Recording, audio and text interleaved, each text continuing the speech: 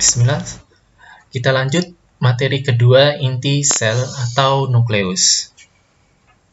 Nah, inti sel itu terdapat di mana? Inti sel bentuknya seperti ini. Bulat, terdapat di bagian dalam. Atau inti sel sering juga disebut dengan nukleus. Bila inti sel ini kita perbesar, maka bentuknya seperti ini. Oke, kita masuk satu demi satu. Pengertian dari inti sel. Inti sel merupakan organel yang terdapat di dalam sitoplasma. Salah satu organel yang terdapat di dalam sitoplasma yang memiliki membran ganda yang berfungsi sangat vital sebagai penyimpan informasi genetik. Berarti, inti sel fungsinya untuk menyimpan informasi genetik dari sebuah sel atau dari bakteri. Jadi, kita, misalnya manusia nih, mempunyai informasi genetik. Nah, informasi genetik kita itu disimpan di dalam inti sel atau nukleus. Begitu juga untuk bakteri. Informasi genetik bakteri itu disimpan di dalam nukleus. Itu dari pengertian inti sel atau nukleus. Fungsinya apa? Dari pengertiannya kita dapat simpulkan bahwa fungsinya untuk menyimpan informasi genetik. Nah, kita masuk ke struktur nukleus. Nukleus itu mempunyai beberapa struktur, kurang lebih 1, 2, 3, 4, 5 struktur. Kita masuk satu-satu. Membran dalam. Membran dalam yang berbentuk seperti kantung. Nah, bila ini nukleus, kita perbesar, maka membran dalamnya yang mana? Membran luarnya yang mana? Yang ini. Membran luar. Atau membran luar yang ini. Nah, sedangkan membran dalam itu bagian dalamnya. Atau yang dilihat dari sini. Membran dalam. Jadi, membran dalam sama membran luar. Membran dalam yang terbentuk seperti kantung, sedangkan membran terluar berhubungan dengan retikulum endoplasma. Nah, membran luar itu fungsinya buat apa? Fungsinya untuk membentuk dan memodifikasi protein.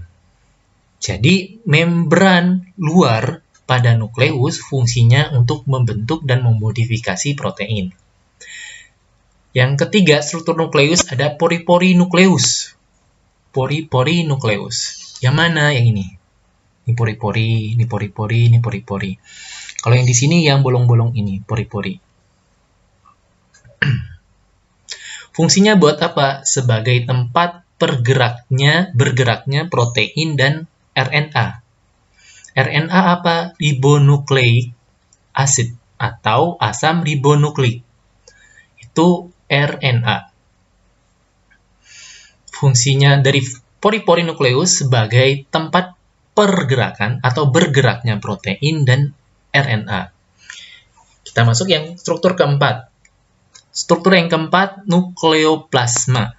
Atau sering juga disebut sebagai cairan yang terdapat dalam nukleus atau inti sel. Cairannya yang mana? Yang warna biru. Nukleus plasma. 4. Nukleoplasma ini seperti sitoplasma. Sitoplasma itu cairan yang terdapat di dalam sel, sedangkan nukleoplasma itu adalah cairan yang terdapat di dalam nukleus. Dan yang terakhir, nukleolus.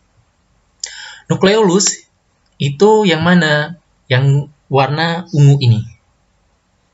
Inti dari inti sel, inti dari nukleus. Fungsinya sebagai apa? Sebagai tempat pembentukan RNA. Nah, di nukleolus inilah tempat terbentuknya asam ribonukleik atau RNA ribosom. RNA itu merupakan salah satu informasi genetik dari suatu sel atau informasi genetik dari bakteri. RNA merupakan molekul polimer yang terlibat dalam berbagai peran biologis dalam mengkode, dekode, regulasi, dan ekspresi gen. Maksudnya apa? Di RNA inilah informasi genetik kita disimpan.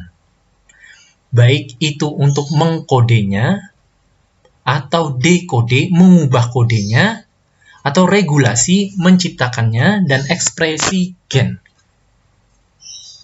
Itu fungsi dari nukleus. Untuk lebih jelasnya untuk RNA, nanti juga ada DNA, apa bedanya RNA dan DNA, kita akan pelajari di pertemuan selanjutnya. Pada di situ untuk struktur nukleus. Jadi nukleus itu fungsinya itu sebagai penyimpan informasi genetik. Lalu di dalam nukleus itu terdapat 5 struktur nukleus. Yang pertama berupa membran dalam, yang kedua membran luar, yang ketiga pori-pori nukleus, yang keempat nukleoplasma, dan yang terakhir nukleolus. Demikian penjelasan dari nukleus, struktur sel berupa nukleus. Kita lanjutkan ke struktur sel berikutnya. Terima kasih. Assalamualaikum warahmatullahi wabarakatuh.